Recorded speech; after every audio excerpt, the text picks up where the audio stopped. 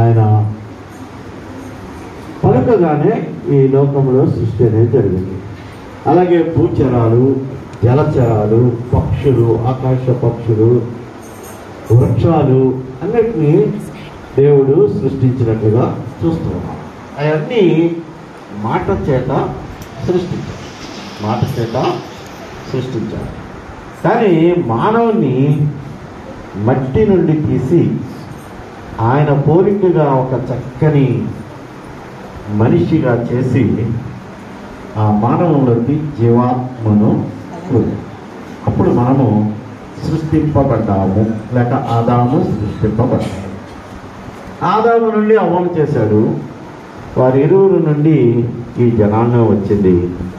అయితే మానవులు చేసిన పాపమును బట్టి సృష్టినంతటినీ ఒక్కసారి ఆయన నాశనం చేసి కేవలము నోవాహు కుటుంబం ద్వారా తిరిగి సృష్టి చేయబడింది. మనమంతా ఆదాము బిడ్డలము, అలాగే నోవాహు బిడ్డలము. మరి మన పతనం ఎప్పుడు స్టార్ట్ అయింది? సృష్టిలో ఉన్న మానవుడు కూడా, లేక సృష్టి అయి ఉన్న మానవుడు కూడా సృష్టికర్తను విడిచి ఎప్పుడు పతనమయ్యాడు, ఎందుకు పతనమయ్యాడు? ఇవి కొన్ని మాటలు మనం ఈరోజు ధ్యానం చేద్దాం. ఈరోజు చదవబడిన మొదటి పాఠంలో మనం చూస్తే యెషయా గ్రంథంలో, మీరు ఎవరు చదవద్దు, నేను చెప్తాను. నా ప్రియుని గూర్చి పాడేదను వినుడి, అతని ద్రాక్ష తోటను బట్టి నాకు ఇష్టమైన వాని గూర్చి పాడేదను వినుడి. నా ప్రియుడు అనగా నా ప్రభువు, నా సృష్టికర్త, నా దేవుడు, నా దేవుని గురించి నేను చెప్తాను, ఒక్కసారి వినండి అని అంటూ ఉన్నారు. లేక ఆయనే మాట్లాడుతున్నారు యెషయాలో. ఆయనంట ఏం చేశాడు? ఆయన ఒక ద్రాక్ష తోటను నాటాడు. ఆ ద్రాక్ష తోటను ఎక్కడ నాటాడంటే ఆయన కొండ మీద, చక్కటి భూమి, కొండ మీద భూమి. మిలిటరీ వాళ్ళకి తెలుసు, అస్సాము అటువైపు వెళ్తే కొండల మీద పంటలు పండిస్తూ ఉంటారు, కొండల మీద పంటలు పండిస్తూ ఉంటారు. ఇజ్రాయెల్ దేశంలో కూడా కొండల మీద తోటలు పండించేవాళ్ళు, తోటలు వేసేవాళ్ళు, ఫలాలు పండించేవాళ్ళు. ముఖ్యంగా ద్రాక్ష తోటలు కొండల మీద వేసేవాళ్ళు. ఆ కానాను దేశంలో, ఆ పాలస్తీనా దేశంలో ఆ రోజుల్లో ఇశ్రాయేలు ప్రజలు ఐగుప్తు నుండి వచ్చిన రోజుల్లో ద్రాక్ష తోట, ఆ ద్రాక్ష గెల ఎంత ఉండేదంటే ఇద్దరు మనుషులు మోసుకొచ్చేంత పెద్దగా ఉండేవాడు. కావిడి మోసుకొస్తారు కదా, ఇది వరకు కావిడి అనేవాడు, ఇప్పుడు తెలియదు అందరికీ. నేను కూడా కావిడి మోసాను, నీళ్ళు అటు ఇటు ఒక బింది పెట్టుకున్నాను. ఆ కావిడిలాగా అటు ఇటు కర్ర పెట్టి ఆ పక్కన ఈ పక్కన ఒకడు మోసుకొచ్చారు. మధ్యలో ద్రాక్ష గెల, అంటే ఎంత పెద్ద గెల, అంత గొప్ప ఆ పాలుతేనెలు ప్రవహించే దేశం. ఆ దేశంలో ప్రభు అంట ఆ కొండ మీద మట్టి అంతా తవ్వి అక్కడ ఉన్న రాళ్ళన్నీ తీసివేసి ఆ సత్తువ గల భూమిలో ద్రాక్ష తోటను నాటించారు. శ్రేష్టమైన ద్రాక్ష తీగలను నాటించారు. అవి తప్పలో కాళ్ళు కాదు. గత వారం మనం కొత్త పండుగ చేస్తున్నాం కదా, కొత్త పండుగలో అనేకమైన ఫలాలు మనం మందిరంలో సమర్పించాం. మంచి మంచి ఫలాలు, శ్రేష్టమైన ఫలాలు మనం సమర్పించాం. ఆయన ఏం చేశాడంట, ఆ పొలములో, ఆ కొండ మీద, ఆ మట్టిలో చక్కగా తవ్వి రాళ్ళను ఏరేసి శ్రేష్టమైన ద్రాక్ష తీగలు నాటించాడు. దాంట్లో ఏ లోపం లేదు, ఏ చీడ లేదు, ఏ పురుగు పట్టలేదు, కానీ శ్రేష్టమైన ద్రాక్ష తీగలు నాటించాడు. ఆ మధ్యలో ఒక బురుజు కట్టాడంట. ఆ బురుజు ఎందుకు తెలుసా?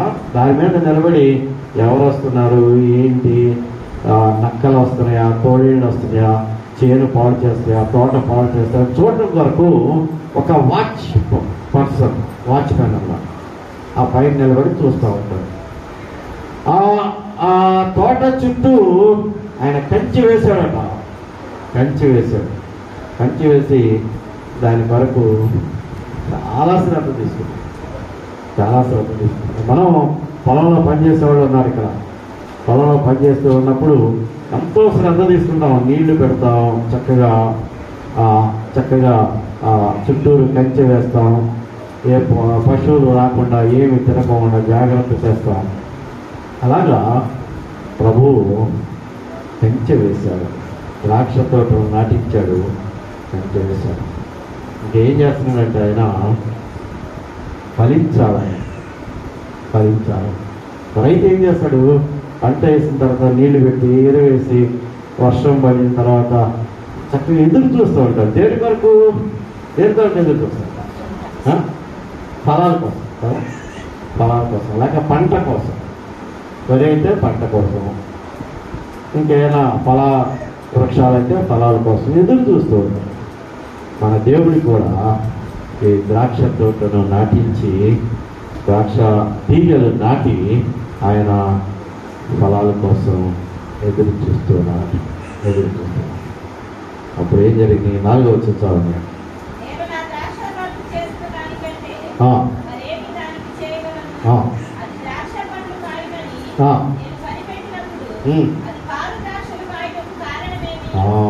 ద్రాక్ష తోట ఎంతో చేస్తే ఆ ద్రాక్ష తోట ఏం కాసినంత 6 ద్రాక్షలు కాస్తాయి. 6 ద్రాక్షలు కాస్తాయి. 2వ వచనం చివరి భాగం చూద్దాం. ద్రాక్ష పండ్లు ఫలింపవాలని ఎదురు చూచుచూ ఉండేది, కానీ అది 6 ద్రాక్షలు కాసింది. 6 ద్రాక్షలు కాసింది. ఆయన ఏమంటున్నాడంటే, నేను ద్రాక్ష తోటను వేశాను, నేను ద్రాక్ష తోట యజమానిని, ద్రాక్ష తోట నాది, తీగలు మీరు. ఆయన ఎన్నో శ్రద్ధ తీసుకున్నాడు, ఎన్నో విధాలుగా శ్రద్ధ తీసుకున్నాడు. చుట్టూరు కంచె వేశాడు, నీళ్లు పెట్టాడు, ఆ పొలంలో ఉన్న రాళ్ళు తీసేశాడు, కలుపు మొక్కలు తీసేశాడు. అన్నీ తీసేసి ఆయన ఎదురు చూస్తూ ఉంటే ఏం జరిగిందంట? 6 ద్రాక్షలు. ఎందుకు 6 ద్రాక్షలు కాసింది? అది ఇప్పుడు ఆయన బాధ. ద్రాక్ష తోటలంటే ఎవరు? ద్రాక్ష తీగలంటే ఎవరు? యోహాను సువార్త 15వ అధ్యాయము 1వ వచనంలో ఆయన ఏం చెప్తున్నాడు?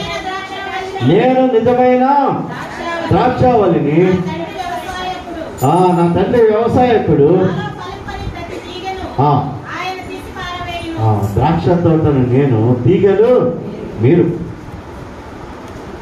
ద్రాక్ష తీగలు మీరు ఫలించాలని నేను కావలసిన అన్ని శ్రద్ధ తీసుకున్నాను. అన్ని కార్యక్రమాలను జాగ్రత్తగా చేశాను. నీళ్లు పెట్టాను, ఆ నేల సత్తువ చేశాను, ఆ నేలలో ఉన్న రాళ్ళు ఏరేసాను, చుట్టూరు కంచె వేశాను. ఏమీ రాకుండా, పశువులు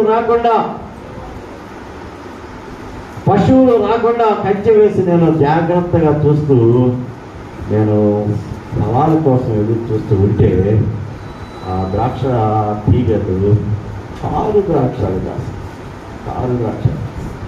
6 ద్రాక్షలు ఎందుకు కాసింది? ఇదే ఈరోజు ఉన్న ప్రశ్న. ఎందుకు కాసింది అంటే ఒక 5 మాటలు చెప్పి నేను ముగించేస్తాను. ఎందుకంటే నాకు వేరే కార్యక్రమం ఉంది, ఫోన్ల మీద ఫోన్లు వస్తున్నాయి నాకు. ఒక 5 మాటలు నేను మంచిగా చెప్పి ముగిస్తాను. ఒకటి, అన్రియల్ రిపెంటెన్స్. రిపెంటెన్స్ అంటే పశ్చాత్తాపం. రియల్ రిపెంటెన్స్ అంటే నిజమైన పశ్చాత్తాపము. అన్రియల్ రిపెంటెన్స్ అంటే నిజమైన పశ్చాత్తాపము మనలో లేదు. అందువలన మనం 6 ద్రాక్ష కాస్తాం. సరైన ఫలాలు ఫలించలేని స్థితిలో క్రైస్తవులు ఉన్నారు అని జ్ఞాపకం చేస్తూ ఉన్నాడు. అయ్యో, నేను ఈ ద్రాక్ష తోటకి ఏమి చేయాలో అన్ని చేశాను, కానీ ఈ తీగలు ఉన్నాయి చూసారు, ఈ ద్రాక్ష తీగలు 6 ద్రాక్షలు కాసినాయి. ఎందుకు అంటే వారిలో నిజమైన పశ్చాత్తాపం లేదు.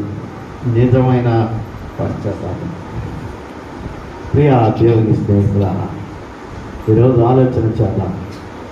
నీ జీవితము కనెక్టెడ్ అయిపోయిందేమో, నీ జీవితము అవినీతి మూలమైనదేమో, నీ జీవితము దేవుడికి వ్యతిరేకమైన జీవితమేమో, నీ జీవితంలో నిజమైన పశ్చాత్తాపం లేదేమో.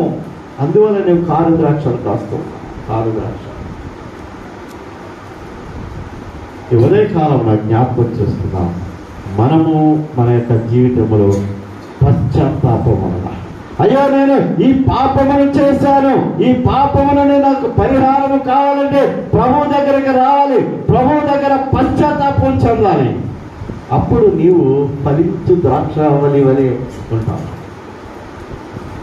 మంచి కాపు కాసేదా, మంచి ద్రాక్షలు కాసే వాడివిగా, మంచి ద్రాక్షలు కాసే దానివిగా నీవు ఉంటావు అని దేవుడు వాక్యం సెలవిస్తుంది. లేకపోతే నువ్వు కారు ద్రాక్షలు కాస్తావు, కారు ద్రాక్షలు కాస్తావు. నీలో నిజమైన పశ్చాత్తాపం ఉందా? ఆలోచించు. పశ్చాత్తాపం అనేది మన సౌలు జీవితంలో చూస్తుంటే ఆయన ఎన్నోసార్లు, దావీదా నువ్వు నీతిమంతుడవి, నేను నిన్ను చంపాలనుకున్నాను కానీ నీవు నన్ను బ్రతికించావు, లేక నీవు నన్ను చంపకుండా వదిలేసావు, నువ్వు నీతిమంతుడు అని చెప్పి ఇంటికి వెళ్ళి మళ్ళా దావీదుని చంపాలని చూస్తుంటాడు. నిజమైన పశ్చాత్తాపం సౌలులో లేదు. చాలా మంది ఉన్నారు ఇటువంటి వాళ్ళు. ఇస్కరియోతు యోధా ఏడ్చాడు, అయ్యో నేను దైవజనుడిని అప్పచెప్పానే, దేవుని కుమారుని అప్పచెప్పానని ఏడ్చాడు, కానీ పశ్చాత్తాపం లేదు. పోయి ఉరిపోసుకున్నాడు. ప్రభు దగ్గరికి వచ్చి కాళ్ళ ప్రభువా నా పాపం క్షమించు అంటే అది వేరేగా ఉండేది. పేతురు పొంకాడు, కానీ పశ్చాత్తాపం చెప్పాడు. అయ్యో నేను అబద్ధమాడాను, 3 సార్లు పొంకాను, ప్రభువా నన్ను క్షమించు ఏడ్చాడు. నిజమైన పశ్చాత్తాపం అతనిలో ఉంది కనుక పేతురు మీద గొప్ప సంఘము కట్టబడింది. గొప్ప సంఘం కట్టబడింది. పేతురుకు తాళం ఇస్తున్నాడు దేవుడు. ఎందుకు అంటే నిజమైన పశ్చాత్తాపం పేతురులో ఉంది. ప్రియ స్నేహితులారా, మనలో నిజమైన పశ్చాత్తాపం ఉందా? నిజమైన పశ్చాత్తాపం ఉంటే నువ్వు మంచి ద్రాక్షలు ఫలిస్తావు. కారు ద్రాక్షలు కాదు, కారు ద్రాక్షలు కాదు. రెండవదిగా అన్రియల్ ఫెయిత్. అన్రియల్ ఫెయిత్, విశ్వాసము ఉంది కానీ నిజమైన విశ్వాసం లేదు. క్రైస్తవులు అని చెప్పుకుంటాం, బైబిల్ పట్టుకుని మందిరానికి వస్తాం, కానీ నిజమైన విశ్వాసము లేని స్థితి. నిజమైన విశ్వాసం అన్రియల్ ఫెయిత్. ఆ ఫెయిత్ రియల్ ఫెయిత్ కాదు. క్రైస్తవులమే, బాప్తిసం తీసుకున్నాం, నిర్ధారణ తీసుకున్నాం, నెలకోసారి బల్లారాధనకు వస్తున్నాం, ప్రతి వారం మందిరంలో కనిపిస్తూ ఉన్నాం, శుక్రవారం మందిరంలో కనిపిస్తూ ఉన్నాం, కానీ నిజమైన విశ్వాసము లేని స్థితిలో ఉన్నాం. Unreal faith. Unreal faith. మనము ఎటువంటి విశ్వాసము కలిగి ఉన్నాం?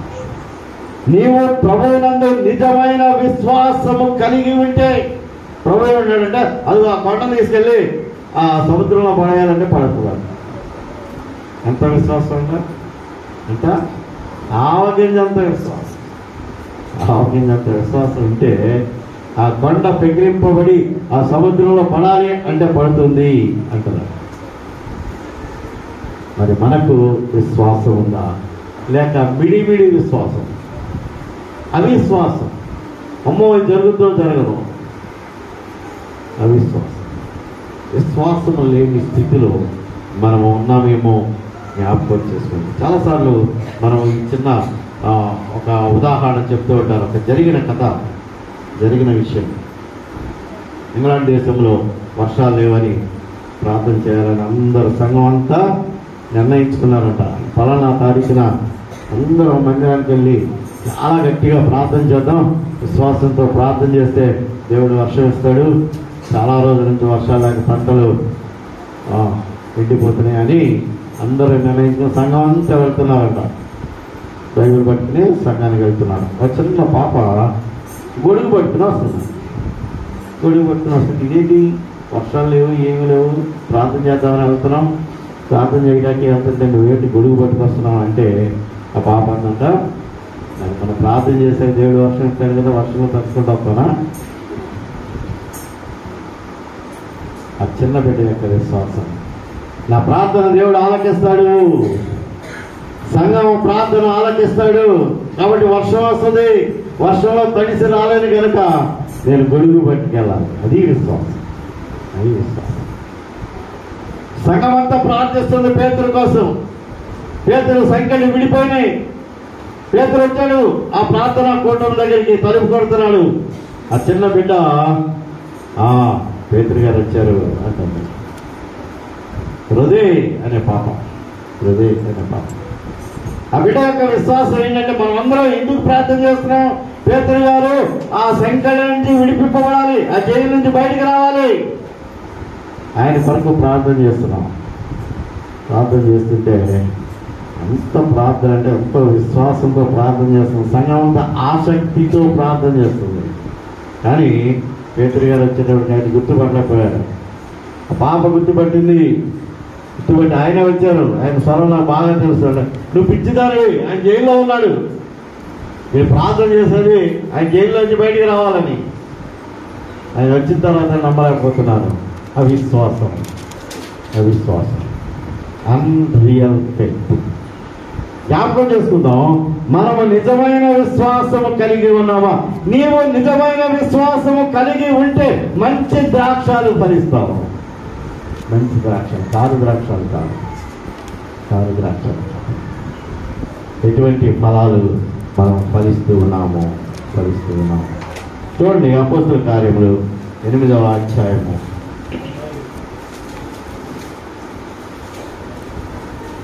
అపోస్తల కార్యములు 8వ అధ్యాయము 18వ వచనం చూద్దాం.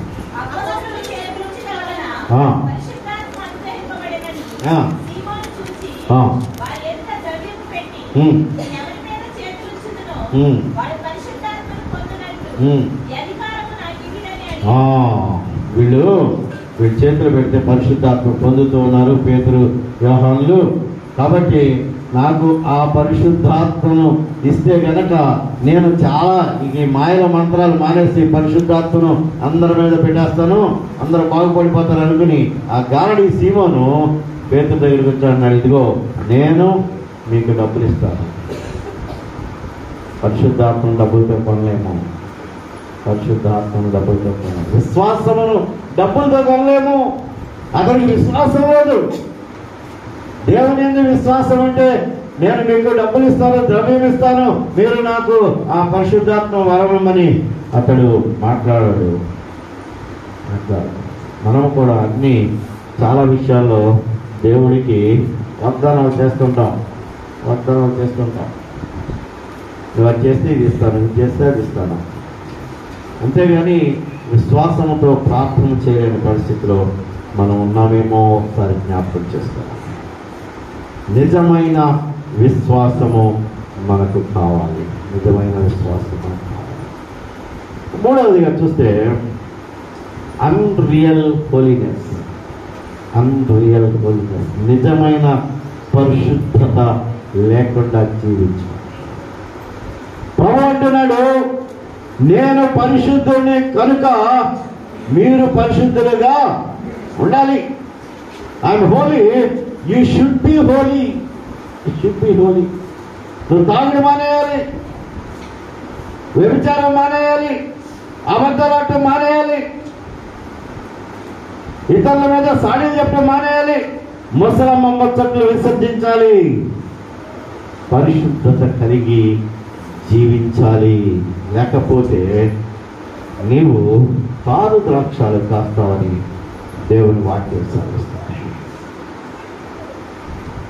విశ్వాసము, పరిశుద్ధత ఉన్నది, కానీ నిజమైన పరిశుద్ధత లేదు. ఒక రాజుగారిని చూద్దాం. దినవృత్తాంతాల గ్రంథం 2వ గ్రంథం, 24వ అధ్యాయం 2వ వచనం.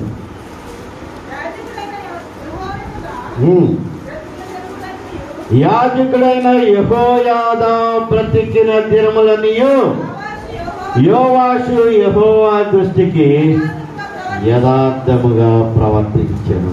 యాజకుడు బ్రతికున్నంత కాలం యెహోయాదా అనే యాజకుడు యోవాషు రాజ్యములో ఆయన యాజకుడిగా ఉన్నాడు. ఆ యాజకుడు బ్రతికున్నంత కాలము అతడు యథార్థముగా పవిత్రుడిగా ఉన్నాడు. చూడండి 24వ అధ్యాయము 15వ వచనం.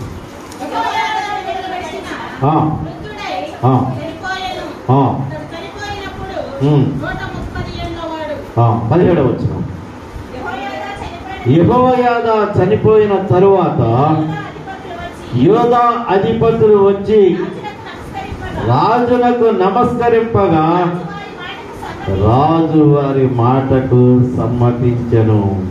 ఆ యాజకుడు బ్రతికున్నంత కాలము అతడు యథార్థంగా ప్రవర్తించి ఎప్పుడైతే ఆ యాజకుడు చనిపోయాడో అప్పుడు వారు అడిగిన దానికి సమ్మతించి, చూడండి 18వ వచనం, జనులు తమ పితరుల దేవుడైన యెహోవా మందిరమును విడచి దేవతా స్తంభములను విగ్రహములను పూజ చేసి వారు చేసిన ఈ అపరాధము నిమిత్తము యూదా వారి మీదకును యెరూషలేము కాపురస్తుల మీదకును కోపము వచ్చెను. రాజు యాజకుడు బ్రతికున్నంత కాలము పవిత్రతతో ఉన్నాడు, యథార్థంగా జీవించాడు, పరిశుద్ధతతో జీవించాడు. ఎప్పుడైతే ఆ యాజకుడు చనిపోయాడో ప్రజలందరికీ పర్మిషన్ ఇచ్చేశాడు. అలానే మీ ఇష్టం వచ్చిన దేవతలు పూజ చేసుకోండి, విగ్రహారాధన చేసుకోండి. అంటే అతనిలో నిజమైన పరిశుద్ధత లేదు.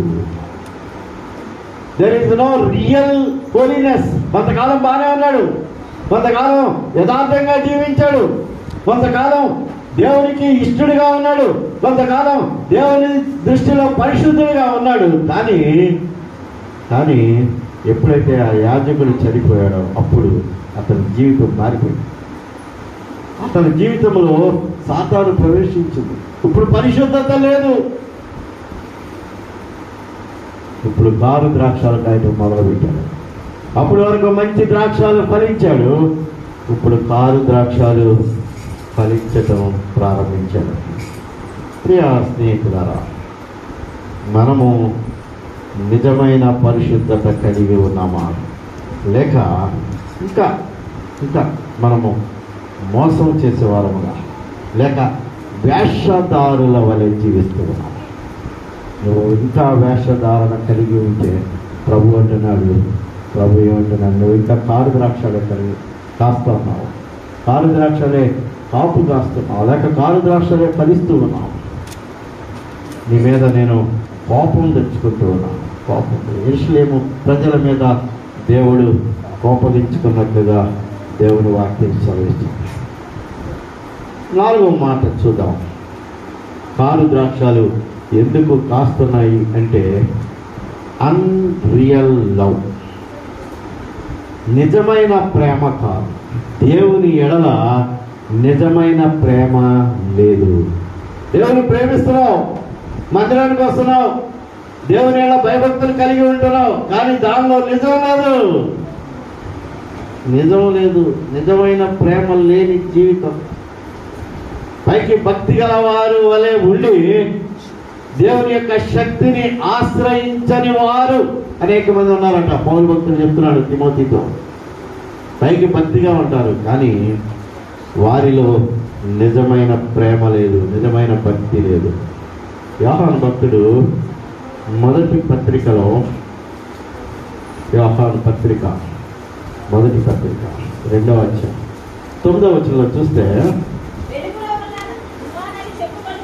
వెలుగులో ఉన్నానని చెప్పుకొనుచు తన సహోదరుని ద్వేషించువాడు ఎప్పటి వరకును చీకటిలోనే ఉన్నాడు. వెలుగులో ఉన్నాను, నేను వెలుగు జీవితాన్ని జీవిస్తూ ఉన్నాను, దేవుడు నాకు వెలుగై ఉన్నాడు అని చెబుతూ ఇంకా చీకటిలో జీవిస్తూ ఉన్నవారు అనేక మంది ఉన్నారు. They are not having real love.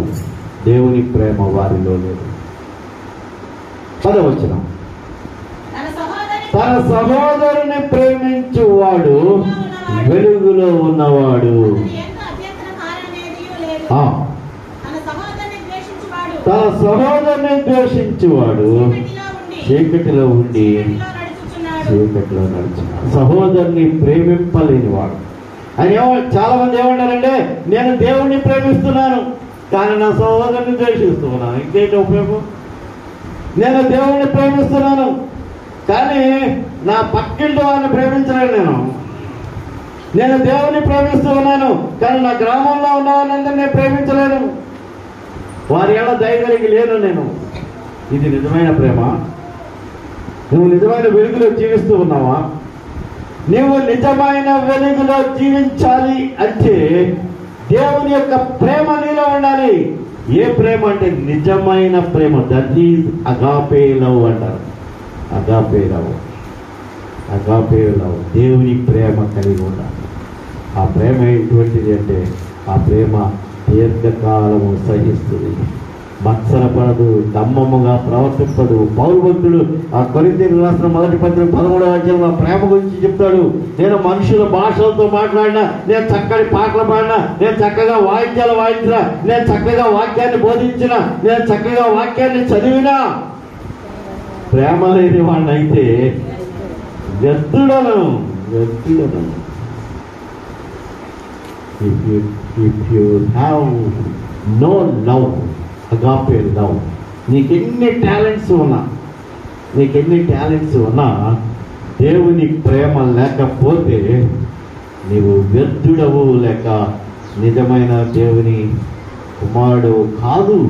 నువ్వు ఇంకా కారు ద్రాక్షాలు ఫలించే స్థితిలో నువ్వు ఉన్నావని దేవుని వాక్యం చూపిస్తుంది.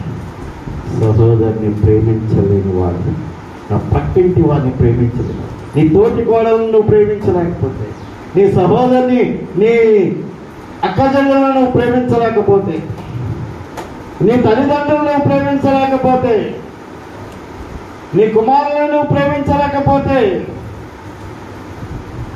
నువ్వు కారు ద్రాక్షాలు ఫలించే స్థితిలో ఉన్నావు, కారు ద్రాక్షాలు కాసే స్థితిలో ఉన్నావు. నీలో నిజమైన ద్రాక్ష ఫలాలు లేవు అని దేవుని వాక్యం సెలవిస్తుంది. ఇంకొక మాట చెప్పి నేను ముగించేస్తున్నాను. అన్రియల్ ప్రేయర్, నిజమైన ప్రార్థన కాదు. నిజమైన ప్రార్థన చేయడం లేదు. ప్రార్థన చేస్తుంటారు. ప్రభువైన యేసుక్రీస్తు అంటాడు, ఆ పరిసయ్యులు ఆ శాస్త్రులను చూసి వీళ్ళు వేషధారణ కలిగిన ప్రార్థన చేస్తున్నారు. సుదీర్ఘమైన ప్రార్థన చేస్తారంట కొంతమంది. చాలా సుదీర్ఘమైన ప్రార్థన. ఎన్ని మాటలు చెప్తారో, బైబిల్లో ఉన్న వాక్యాలన్నీ చెప్పేస్తారు ఆ ప్రార్థనలో. కానీ అది నిజమైన ప్రార్థన కాదు. ఎందుకు అంటే అతని మనస్సు, అతని హృదయం దేవునికి ఇవ్వడం లేదు. అతనిలో నిజమైన విశ్వాసం లేదు, నిజమైన ప్రేమ లేదు, నిజమైన వెలుగు లేదు, నిజమైన విశ్వాసము లేదు. కాబట్టి అది నిజమైన ప్రార్థన కాదు, వేషధారణ కలిగిన ప్రార్థన, వేషధార ప్రార్థన. ప్రియ దేవుని స్నేహితులారా, ఎటువంటి ప్రార్థన చేస్తున్నాం మనం? ఈ ప్రార్థనకు జవాబు దొరుకుతుందా? ఒక్కోసారి ప్రార్థనకు వెంటనే జవాబు రాకపోవచ్చు. వర్డ్స్వర్త్ అనే ఒక గొప్ప పోయిట్ అంటాడు, sooner or later my God will listen my prayer. వెంటనే వినొచ్చు, లేకపోతే తర్వాత వినొచ్చు, కానీ నా ప్రార్థన దేవుడు వింటాడు. ఆ చర్చి బెల్స్ మోగుతూ ఉంటే అతడు ప్రార్థన చేస్తుంటాడు. ఒక మంచి పోయం రాశాడు, sooner or later my God will listen my prayer, my God will listen my prayer. నా ప్రార్థన నా దేవుడు వింటాడు. చూడండి, ఏలియా ప్రార్థన దేవుడు విన్నాడు. రాజుల మొదటి గ్రంథం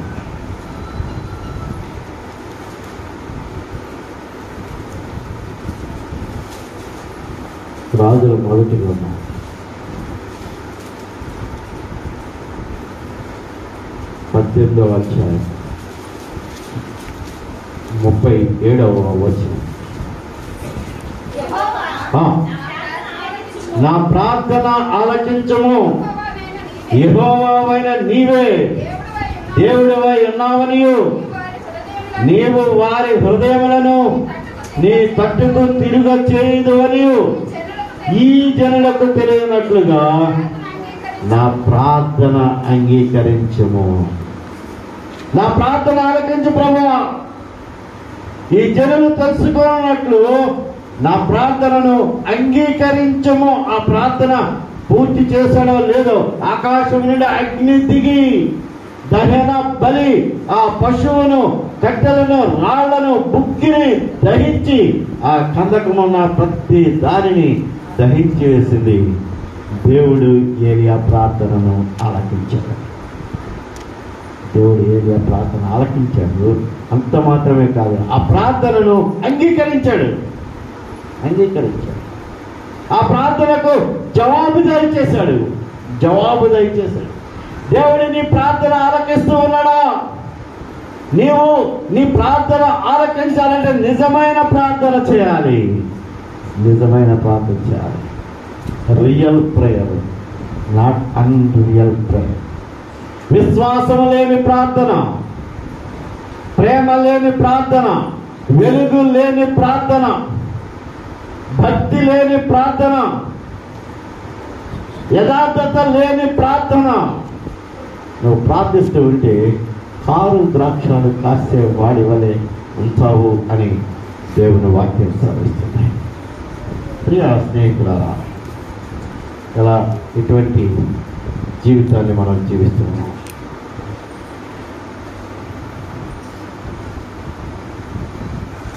మహిమగల తండ్రి మంచి వ్యవసాయకుడు, మరి తోటల మొక్కలు నాటించాడు. మహిమగల తండ్రి మంచి వ్యవసాయకుడు, మరి తోటల మొక్కలు నాటించాడు. తన పుత్రుని రక్త నీరు తడిగా పెంచాడు. తన పరిశుద్ధాత్మను బాగుగా ఉంచాడు. తన పుత్రుని రక్త నీరు తడిగా పెంచాడు. తన పరిశుద్ధాత్మను బాగుగా ఉంచాడు. సాయలే రఘుమణి సాయలు పంటలే తీయని ఫలములు. సాయలే తోట కమ్మని సాయలు పంటలే తీయని ఫలములు. మహిమగల తండ్రి మంచి వ్యవసాయకుడు, మరి తోటల మొక్కలు నాటించాడు. అపవాది కంటబడి కొంటుమడిపోవు. బాగు పట్టి చేడు పండ్లు గంపలుగా కాయవు. అపవాది కంటబడి కొంటుమడిపోవు. బాగు పట్టి చేడు పండ్లు గంపలుగా కాయవు. దేవిగా చుక్కలంటి ఎదిగి నిలవీగకు. అదిగో తల్లిగలంటి ఎదిగి నిలవీగకు. అదిగో గొడ్డలి వేరున పొదలు పెట్టి ఉన్నది. సాయలే తోట కమ్మని సాయలు పంటలే చెట్ట తీయని ఫలములు. సాయలే తోట కమ్మని సాయలు పంటలే చెట్ట తీయని ఫలములు. అపవాది కంటబడి మనము మన జీవితంలో కుంటిపడిపోతున్నాము, లేక అపవాదిని అనుసరించి మన జీవితంలో కుంటిపడిపోతున్నాము అని ఆ భక్తుడు చక్కటి పాట పాడుతున్నాడు. చక్కగా నీరు పెట్టాడు, కాపు కాసాడు. కాపు ఆ చుట్టూ తన పరిశుద్ధాత్మతో కాపుగా ఉన్నాడు. అయినా కానీ అపవాది చెప్పే మాటలకు లొంగిపోయి మనము దేవునికి వ్యతిరేకంగా జీవిస్తున్నాము. కీర్తనకారుడు 80వ కీర్తన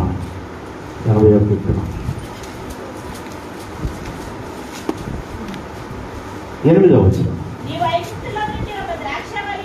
నీవు ఐగుప్తులో నుండి ఒక ద్రాక్షావళిని తెచ్చితివి, అన్యజనులను వెళ్ళగొట్టి దానిని నాటితివి, దానికి తగిన స్థలము సిద్ధపరచితివి. స్థలము ఐగుప్తులో నుండి ఒక ద్రాక్షావళిని తెచ్చితివి. ఐగుప్తు నుండి వచ్చిన వాళ్ళు ఎవరు? ఇశ్రాయేలు ప్రజలు. ఇశ్రాయేలు ప్రజలను ఐగుప్తు నుండి పాలు తేనెలు ప్రవహించే దేశానికి తీసుకుని వచ్చి అక్కడ నీవు ఫలించాలి అని చెప్తే నువ్వు కారు ద్రాక్షలు కాస్తూ ఉన్నావు. కారు ద్రాక్షలు.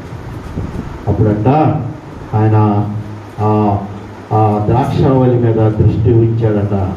చూడండి 14వ వచనంలో, సైన్యములకు అధిపతి దేవా, ఆకాశంలోని మరలా చూడము, ఈ ద్రాక్షావళిని దృష్టించుము, నీ కుడి చెయ్యి వాటి మొక్కను కాయము. దేవుడు అగ్ని చేత దానిని నరికివేయబడినప్పుడు ఆ ద్రాక్ష తోటను ఒక్కసారి మళ్ళా చూడు ప్రభువా, మా బాధలను ఒకసారి చూడు ప్రభువా, మేము మీకు వ్యతిరేకంగా ఉండి నిజమైన విశ్వాసం లేక, నిజమైన ప్రేమ లేక, నిజమైన వెలుగు లేక, నిజమైన పరిశుద్ధత లేకుండా, నిజమైన ప్రార్థన లేకుండా మేము జీవిస్తూ ఉన్నాం. వేషధారణ ప్రార్థన చేస్తూ ఉన్నాం. దయచేసి మమ్మల్ని క్షమించి మరలా ఒకసారి దృష్టి ఇచ్చు ప్రభువా అని ప్రార్థన చేస్తున్నాం. ఈ ద్రాక్ష తోటలు ఈ కారు ద్రాక్షలు కాయట కారణం ఏంటి అంటే, పౌలు భక్తులు ఏం చెప్పినారు? చదవబడిన పత్రిక పాఠాన్ని ఒకసారి చూస్తే, పత్రిక పాఠము గలతీయులకు రాసిన పత్రిక 1వ అధ్యాయం 6వ వచనం చూద్దాం.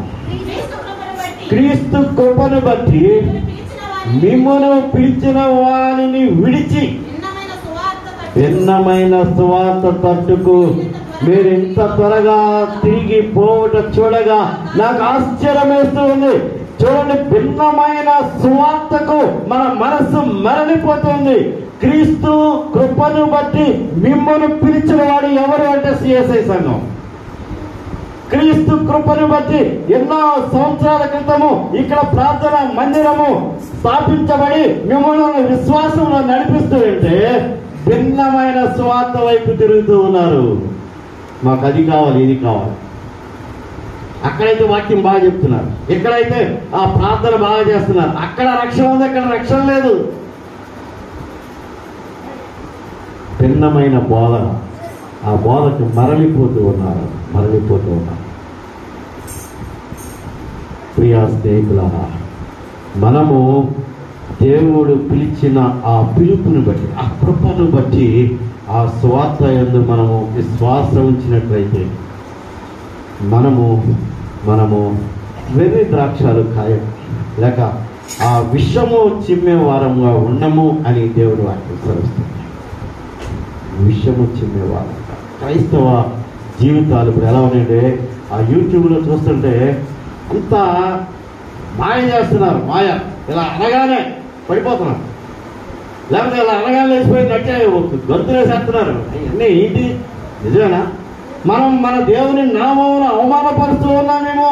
ఈ దొంగ పాస్టర్లు ఎక్కువైపోయి బ్రతుకు తెరువు కోసం చదువు సంఘాలు లేని వాడు బైబిల్ పట్టుకొని వెర్రి ద్రాక్షాలు కాస్తూ ఉన్నారు, విషము చెబుతూ ఉన్నారు.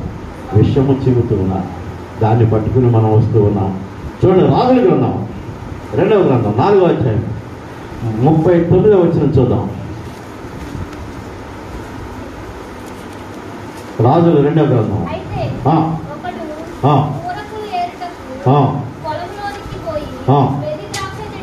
వెర్రి ద్రాక్ష చెట్టును చూశాడు అన్నాడు. ఏం చేశాడు? వెర్రి ద్రాక్ష చెట్టు చూసి అదే నిజమైంది అనుకున్నాడు.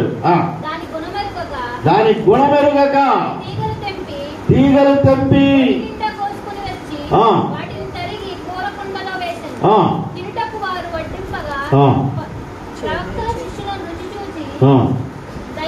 దైవజనుడా, కొండలో విషం ఉన్నది అని కేకలు వేశాను. ఆ ద్రాక్ష తోటలు అవే నిజమైన అనుకుంటున్నారు. చక్కగా వాక్యాన్ని బోధిస్తూ ఉంటే, లేక చక్కగా మాయ మర్మాలు చేస్తూ ఉంటే ఇదే నిజమైన బోధనకి పరుగులు పెడుతూ ఉన్నారు. చూసే ఆ పళ్ళను చూసి ఓహో ఇది చాలా అందంగా ఉంది, ఇదే మంచి ద్రాక్ష అనుకుని ఆ ద్రాక్షను తెచ్చుకుని తిని విషము చిమ్ముతూ ఉన్నారు. విషము చిమ్ముతూ ఈ క్రైస్తవ జనాన్ని ఎలా ఉన్నారు అంటే ఎక్కడికంటే అక్కడికి పరిగెత్తి అక్కడేదో ఉంది ఇక్కడేదో ఉందని మాయమంత్రాలకు లోనైపోయి విషము చిమ్మే పరిస్థితిలో ఉన్నామేమో ఒకసారి ఆలోచించింది. వెర్రి ద్రాక్షాల కొరకు పరుగులు పెడుతూ ఉన్నాం. వెర్రి ద్రాక్షాల కొరకు పరుగులు పెడుతూ ఉన్నాం. ఎందుకు అంటే భిన్నమైన సువార్త. చివరి కాలంలో దొంగ ప్రవక్తలు వస్తారని ప్రభువే చెప్తున్నాడు. రాకడ సమయంలో, రెండవ రాకడ సమయంలో దొంగ ప్రవక్తలు వచ్చి వాళ్ళు మందిరంలో కూర్చుంటారంట. కూర్చుని నేనే నిజమైన యేసును, నేనే నిజమైన ప్రవక్తను అని చెప్తూ ఉంటారు. అటువంటి విషము చిమ్మే ప్రవక్తలను నమ్మవద్దు. ఆ భిన్నమైన సువార్తకు వెళ్ళవద్దు. మన ఫౌండేషన్ గొప్ప ఫౌండేషన్. మిషనరీలు వచ్చి నిస్వార్థమైన సేవ చేశారు. వాళ్ళకు ఉన్నదంతా అభివృద్ధి చేశారు. ఇంగ్లాండ్ దేశంలో ఇక్కడికి వచ్చి వారు నిస్వార్థమైన సేవ చేసి భార్య చనిపోయినా, బిడ్డలు చనిపోయినా, ఈ వాతావరణం పడకపోయినా ఎండనక వాననక నడుచుకుంటూ తిరిగి స్వార్థ ప్రకటించి మందిరాలు నిర్మించి రక్షణ దయచేసిన ఆ విషయాన్ని మర్చిపోయి వెర్రి ద్రాక్షాల కోసం మనం పరుగులు పెడుతూ ఉన్నామేమో ఒక్కసారి ఆలోచించండి. భిన్నమైన బోధనకు మనము తిరగవద్దు అని దేవుని వాక్యం సెలవిస్తుంది. చివరిగా లూకాసు వార్త 10వ అధ్యాయం. ఆ తల్లి ఎంత చక్కగా చదివిందంటే ఆ వయసులో వాక్యం. 13వ వచనం. మీ మధ్య చేయబడిన అద్భుతములు తూరు సీదోను పట్టణంలో చేయబడిన ఎడల ఆ పట్టణం వారు పూర్వమే గోనె పట్ట కట్టుకుని బూడిద వేసుకుని కూర్చుండి మారు మనసు పొందేదారు. 15వ వచనం. ఓ కపెర్నహూమ, ఆకాశము మట్టుకు హెచ్చింపబడిన దానా, నువ్వు పాతాళములోకి దిగిపోయేదవు. ప్రియా దేవుని స్నేహితులారా, ఎన్ని అద్భుతాలు చేశాడండి దేవుడు మీ మధ్య. ఈ లక్ష్మీపురం గ్రామంలో దేవుడు ఎన్ని అద్భుతాలు చేశాడు. ఎన్నో సంవత్సరాల క్రితమే ఈ చరిత్రను చెప్తారు కొంతమంది పూర్వీకులు. మన పూర్వీకులు ఈ మందిరం కట్టబడటానికి ఎంతో మంది త్యాగం చేస్తే ఎన్నో సంవత్సరాల క్రితం ఈ మందిరం స్థాపించబడితే ఎవరోనంట మా ఇంటి పేరు వాళ్ళు ఉన్నారంటే అక్కడికి వెళ్ళిపోయారంట, మా బంధువులు ఉన్నారంటే వాళ్ళ దగ్గరికి వెళ్ళిపోయారంట. నీలో చేయబడిన అద్భుతములు ఇంకొక ఇంటిలో చేస్తే ఎప్పుడో మారు మనసు పొందేవాళ్ళు. గోనె పట్ట కట్టుకొని బూడిదలో కూర్చొని ప్రార్థన చేసావు ఎప్పుడన్నా నువ్వు? నిజమైన పశ్చాత్తాపం ఉందా నీకు? ప్రభు అడుగుతూ ఉన్నాడు. ఓ కపెర్నహూమ, ఓ కొరాజీనా, ఓ బెత్సయిదా, మీలో చేయబడిన అద్భుతాలు. కపెర్నహూముకి ఒక పేరు ఉంది. ఏంటది? Town of Jesus. కపెర్నహూము పట్టణం టౌన్ ఆఫ్ జీసస్, యేసుక్రీస్తు పట్టణం. ఎందుకు అంటే ఆయన ఇన్నిసార్లు ఆ పట్టణంలోకి వెళ్ళాడు, ఇన్ని అద్భుతాలు అక్కడ చేశాడు. ఓ కపెర్నహూమ, ఆకాశం మట్టుకు హెచ్చింపబడేదవా, నీవు పాతాళంలోకి దిగిపోయేదవు. నీలో చేసిన అద్భుత కార్యాలు ఆ గ్రామంలో చేస్తుంటే ఎప్పుడో నిజమైన పశ్చాత్తాపంతో దేవుని వైపు తిరిగి మంచి ద్రాక్ష ఫలాలు ఫలించేవారు. నువ్వు ఇంకా కారు ద్రాక్షాలు ఫలిస్తూ ఉన్నావు. భిన్నమైన స్వార్థకు నీవు లొంగిపోతూ ఉన్నావు, లేక అట్రాక్ట్ చేయబడుతూ ఉన్నావు. భిన్నమైన స్వార్థ వద్దు. దేవుడు నీకు ఏది చెప్పాడు, దేవుడు నీతో ఏది మాట్లాడాడు, దేవుడు ఏది నీకు మేలు చేస్తాడో ఆ మేలును బట్టి దేవునికి కృతజ్ఞత చెల్లించు. నిజమైన విశ్వాసముతో, నిజమైన మారు మనస్సుతో, నిజమైన పశ్చాత్తాపముతో, నిజమైన దేవుని యందు పరిశుద్ధత కలిగి నిజమైన ప్రార్థన చేస్తే దేవుడు నిన్ను ఆశీర్వదిస్తాడు. మంచి ఫలాలు ఫలించే వాడివిగా, మంచి ఫలాలు ఫలించే దానివిగా నువ్వు ఉంచావని దేవుని వాక్యం సెలవుస్తుంది. ఆత్మ ఫలాలు గలతీయులకు రాసిన పత్రికలో 5వ అధ్యాయంలో ఆ ఫలాలు ప్రేమ, సంతోషము, సమాధానము, ఈ ఫలాలు ఫలించే వారిగా మనం ఉండాలని విషపు మాటలు మాట్లాడకుండా, విషపు జీవితాన్ని జీవించకుండా, విషము చిమ్మేవారంగా ఉండకుండా మంచి ఫలాలు, తీయని ఫలాలు, మధురమైన ఫలాలు ఫలించే వారంగా మనం ఉండాలని ప్రభు మన కోరుతున్నాడు. ప్రభు తన మాటలను దీవించునుగాక. మోకరించండి, ప్రార్థన చేసుకుందాం. ఆయన ద్రాక్ష తోట నాటాడు. ద్రాక్ష తీగలు, శ్రేష్టమైన ద్రాక్ష తీగలు ఆయన నాటాడు. దానిలో ఏ లోపము లేదు, తప్పలు కాదు, తాళ్ళు కాదు. మంచి ద్రాక్ష తీగలు ఆయన నాటితే ఆయన దానికి నీళ్లు పోసాడు, దాని చుట్టూ కంచె వేశాడు. దానికి అన్ని రకాల సదుపాయాలు కల్పిస్తే దేవుడు నీ కుటుంబానికి కంచె వేసి దేవుడు నిన్ను కాపాడుతూ ఉంటే నువ్వు ఎటువంటి ఫలాలు ఫలిస్తూ ఉన్నావు? ఉదయకాలం జ్ఞాపకం చేసుకున్నాం. మీలో ప్రేరేపించబడిన వారు ఎవరైనా ప్రార్థనలో నడిపించండి.